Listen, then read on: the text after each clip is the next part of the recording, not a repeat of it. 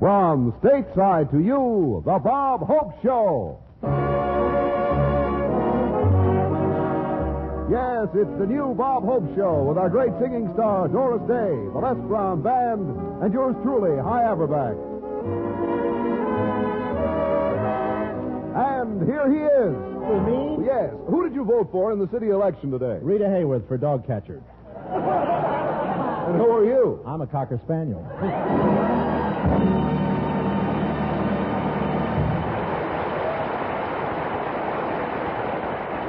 And now, Bob Hope's Views of the News.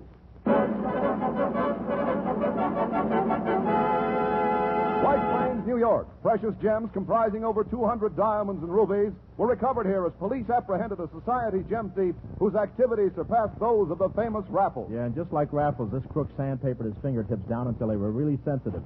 He could feel a $5 bill in the dark and tell you which one of Lincoln's eyebrows had the toning.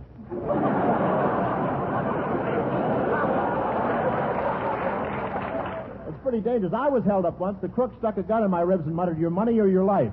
I answered, "I'm Bob Hope," and he handed me the gun.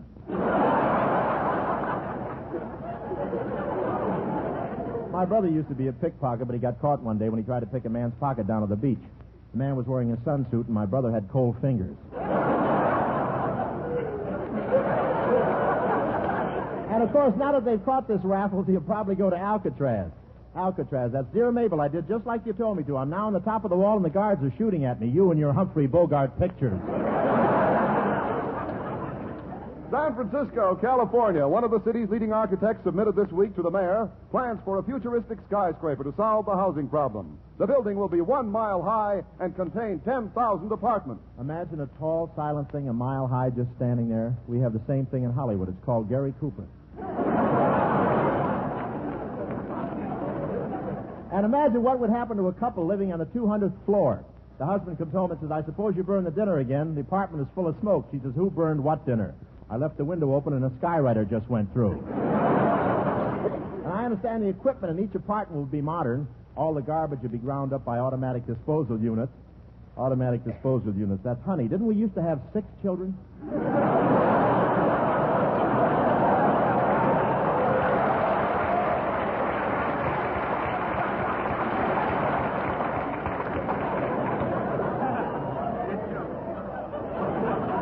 Jack Benny's already rented the penthouse for storage purposes. He figures in case he can't take it with him, at least he'll be able to reach down and feel it once in a while.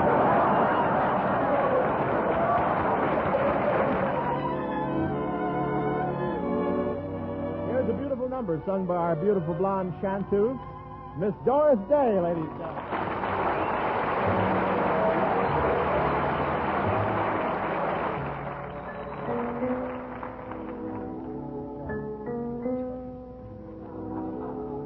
Does he love me?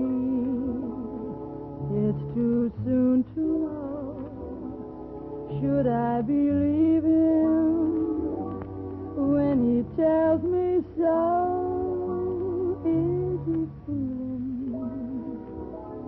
Is it just a game? Am I the fire or just another flame?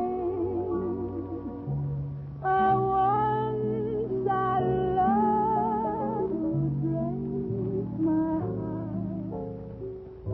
He may be just acting and playing a part. If he don't love me, let him tell me so.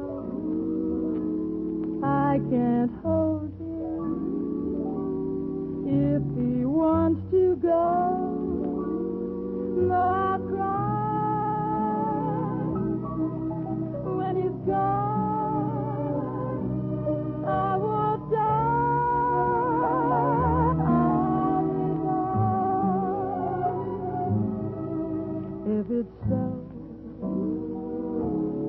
it's too soon. Way too soon.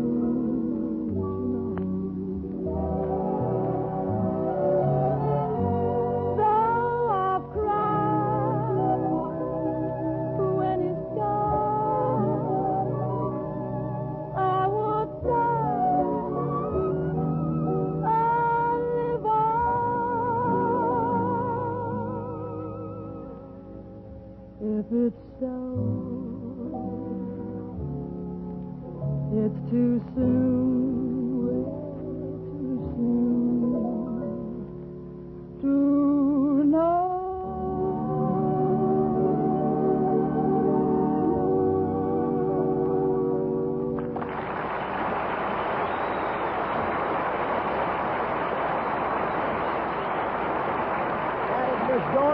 For the Naval Reserve, ladies and gentlemen.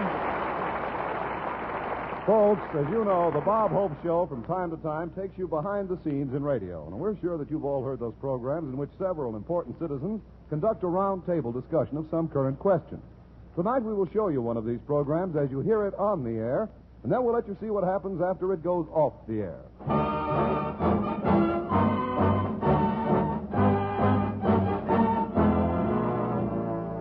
Everyone, this is H.V. Colton Hope again. I'm acting as moderator at another roundtable discussion. Now, before I introduce the members of our panel for tonight, I'll take a moment of your time to read this commercial from our sponsors. Attention, all you people past the age of 103. Have you noticed that lately you lack the energy to play leapfrog? Get a package of Pep You Uppo. It'll not only give you pep, but it'll give you Uppo.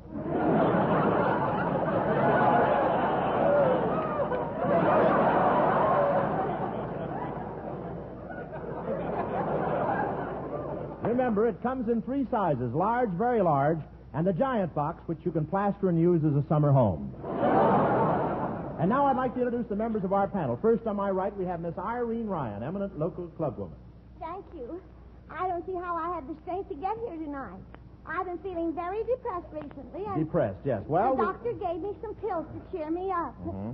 They're made out of beer mash, and I've been taking one every hour for a week. And how have they made you feel? Happy in the day and loaded at night.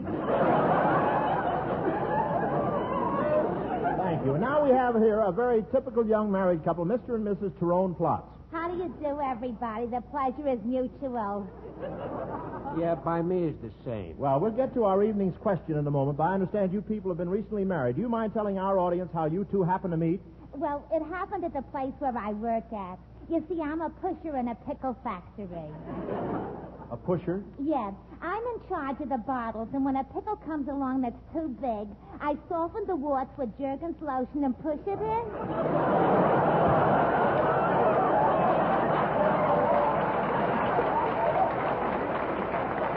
Well, it sounds romantic, but we must be getting on.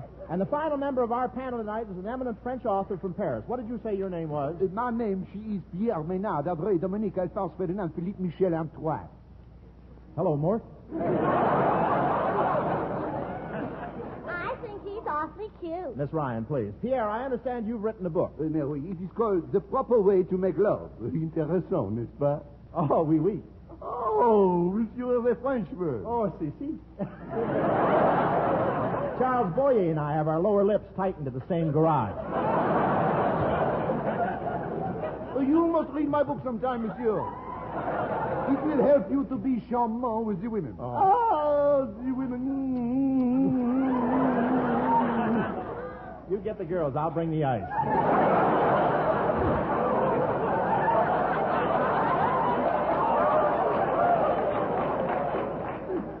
And now the question tonight before the panel is this. Do you think a woman would make a good president? I went out with a Frenchman once. Please. He drank champagne out of my slippers. Oh, that was very romantic. No, it wasn't.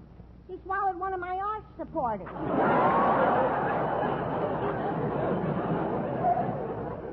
To return to the question, I think a woman would make a very good president. I know I would. I beg to differ, honey. And what's wrong with me being president? How would it be if Joe Stalin come all the way over here from Russia and he's got to wait around the White House while you're getting on your girdle? Tyrone, darling, how can you say that in front of all these people? I don't wear a girdle. Then what's that hanging in the bathroom? A paratrooper's harness? Please, this program goes through Pasadena. Please. I don't think the country would get along if the president was a dame. Qu'est-ce que signifie cela? What does it mean, dame? Oh, that means woman. Oh, the woman.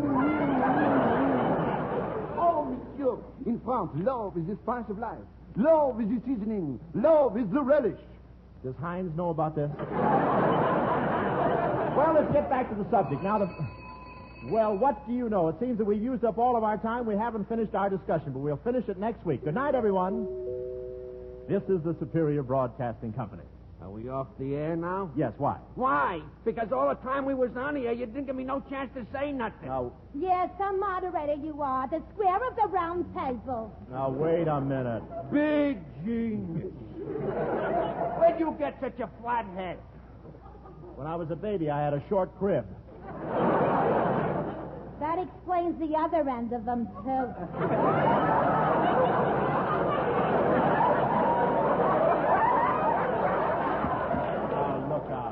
Madame, please, you are causing commotion. Shut up, Hildegard. Now, look, wait a minute, Tyrone. The Frenchman was very nice to me when I came in. He said I had très chic. Chic? Everybody knows you've been shaving with a straight razor for years. Now, wait a minute, everybody. I can't stand all this arguing. I'm nervous. Monsieur, I am ashamed of such bad manners. I am an apology. Talk that over with your mother and father. I don't want to hear another word. But, monsieur, I insist.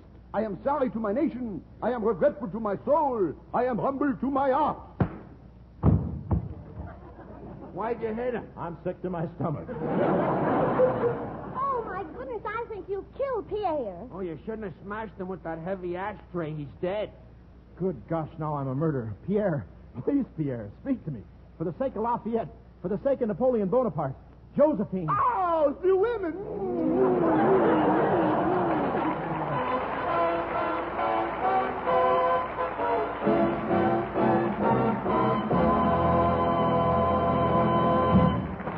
Bob, I enjoyed that satire of radio roundtables, but let's try my favorite program, the quiz show. Now, I ask questions, and if you give the right answers, I give you $10. You mean you give me $10 for any question I answer right? Yes, but if you miss, you give me $10. Well, I give you $10. That's right. Now, let's go. If a hen and a half lays an egg and a half in a day and a half, how many eggs will it lay in 3 days? Well, I think... Too late, you lose. Gee, I didn't even have a chance to sit down in the nest. Bob, give me $10, please. Okay, but give me a chance to get even high. I'll ask you a question, and if you can't answer it, you pay me. Okay. I'll get Les Brown to help me on this. I want you to name the operetta that this melody came from. Listen. Wait. I'm sorry, too late.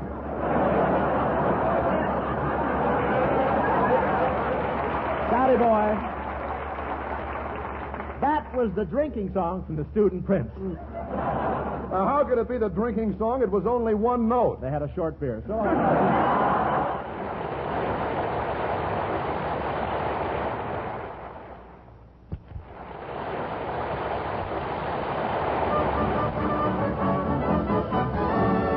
And here he is, ladies and gentlemen, the man who boiled the hot water when Al Jolson was born, Mr. Bing Crosby, right there.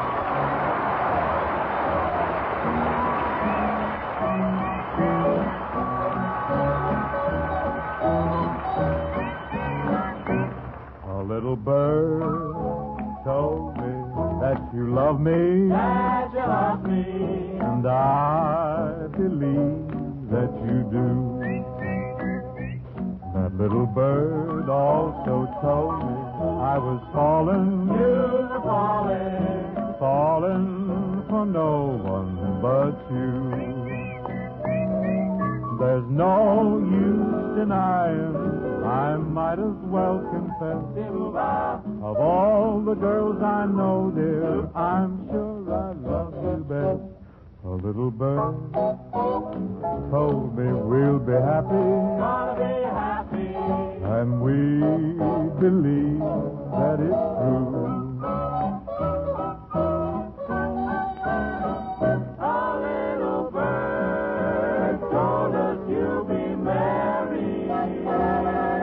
And we believe that it's true. This little bird told us when you're married, we'll have a pretty cottage not too far, all fenced in like a movie star. Great Dane pup, we're gonna call him Ace, lying there by the fireplace, a goldfish pond and a wishing well. Everything is gonna turn out swell. A little bird told us you'll be happy. And we believe that it's true. And now we know that it's true. In June, it's bound to come true. Love that little lovebird.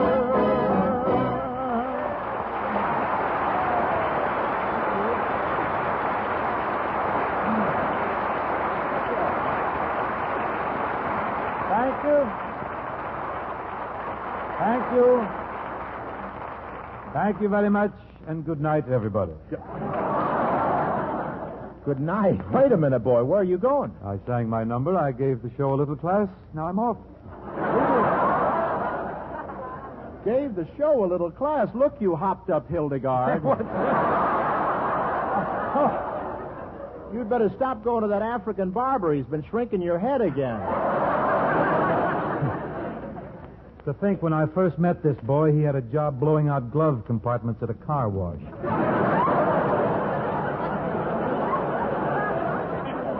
Steady, couch pouch. Now look, ratchet head, if I'm to...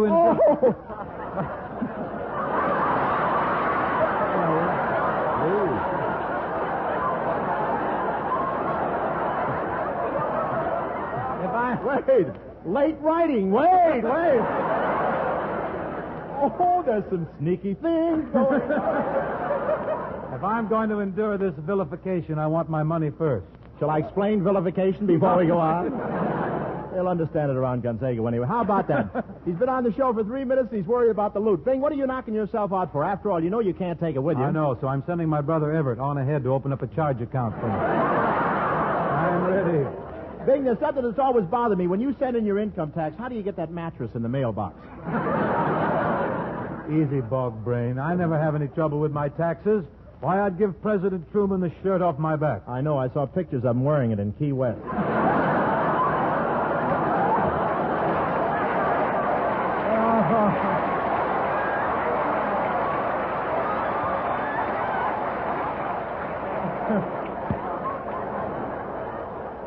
What's that you're wearing there? Tamale husk with a belt in the back? It's nice of you to slip your coat on for this anyway. Think I'm too frisky? Say, don't care for that, huh? I guess not. We'll ignore the next 6 lines. All right. New kind of radio. Just throw the whole thing away. Hey, look. You better stop being so frisky or I'll tell Abby Rents to stop souping up your wheelchair. Wheelchair, come. That's no way to talk to a man who's just reached 35. You're 35? 35 times what? Oh, wait a minute. You're snapping your wig, my boy. If you remember at my last birthday party, I had a cake with only 35 candles on it. Yeah, but at the bottom it said continued on the next cake. But what does age matter? I saw your last picture and I thought you were great. That's a coincidence, so did I.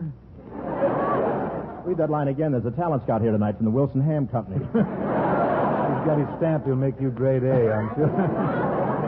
Like the stag one, a pink one. You know, we ought to make a picture together again, Bing. I stopped over at your house last night to talk to you about it, but nobody was home. Oh, that's a shame. Yeah, I must have rung your bell about 5 times. 6 times.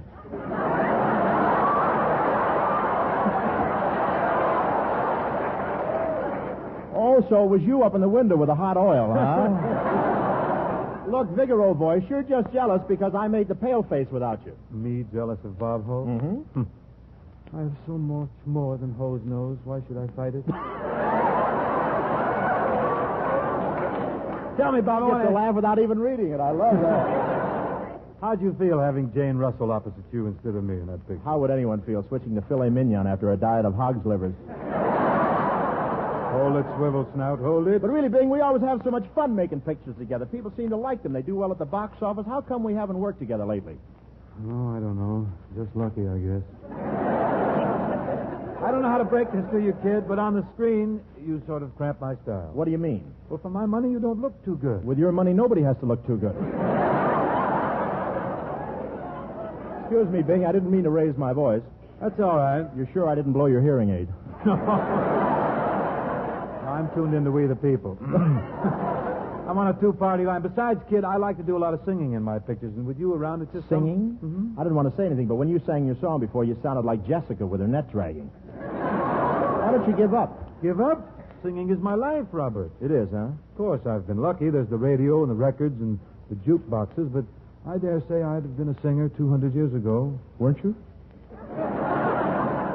I ignore that and repeat, Bob, that 200 years ago I still could have made a living with my pipes. Are you kidding? I suppose composers like Mozart and Beethoven would have been writing songs for you. Not wholly impossible. I can see myself asking Ludwig von Beethoven to knock out a little ditty for me. Almost sounds as if we're going into a sketch. Could be.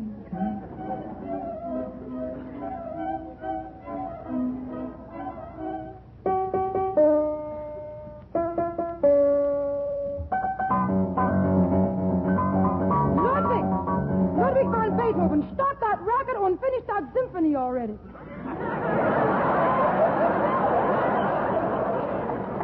Ach, der Lieber. I've got to stop those jam sessions mit Dizzy von Gillespie. Oh, Ludwig. Ludwig. Ja, Mama. I've got the message for you. Mo called. Mo who? Mozart. Mama, have you been spiking the strudel again? Oh, Ludwig, there's somebody here to see you. Herr Bingle von Crosby. Oh, well, send him in.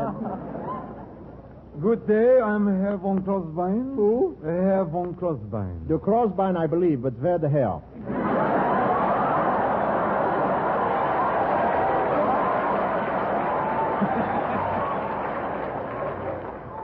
Say, tell me, is that your nose or are you eating a sausage? Yeah.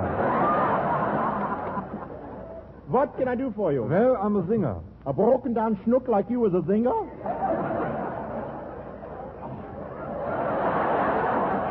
Ach, du Liverwurst, this is giving me mine Charlie's. I'll have you know I'm Bingle von Crosbein, the famous singer. For 3 years I played at Slapsy Fritzies. And I've come all the way from Unter der Linde to see you. Jawohl, auch der Lieber und unter Blitzen, you Schweinhund, you. Lean back, Dummkopf, you're getting Limburger on the microphone. Believe me, that's an improvement.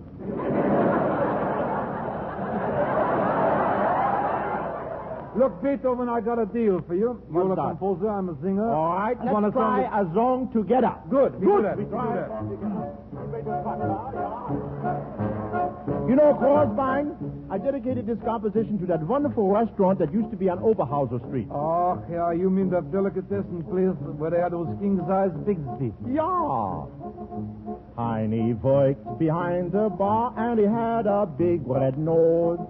Mo would make the Wiener Schnitzel and the sauerkraut with the meanies in the middle. What a wonderful place was Heine's and more. They never would light out the lights 'cause the place would never close. Und Schultz would play a squeeze box solo with a lieber such a beautiful small. You could blow your top in Heine's and more. Ach, wie was the gay blades in those days, eh, mein Herr? Yeah, I remember we belonged to the Wilhelmstrassen Pickled Herring and Necking Society. Sometimes we got around to the pickled herring. Oh, you fracture me, Crosby. Oh, you stinker, you. Don't care. Has your nose always been like that, or did you have that ballpoint put on it there? What is that? The free lunch was gorgeous. The beer was always cold. Und the dancing with the women. Ah, the women. Ja, jawohl. You could smell the place was 16 blocks. And it wasn't any rose. Garlic cheese and old Limburger. And pickles mixed with the herring together. And the meatballs tasted just like leather. Chopped up liver and bologna. Pickled pig's feet that were bony and sirloin. Say, Professor. What is it? Now you heard me sing. How do you like my voice? Please, not while I'm eating. Let's go where the place is jumping. Let's all go down to Heine's and more.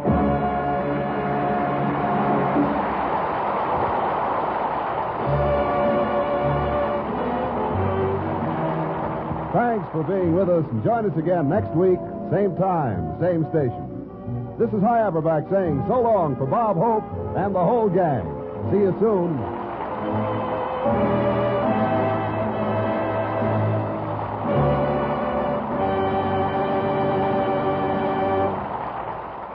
This is the United States Armed Forces Radio Service, the voice of information and education.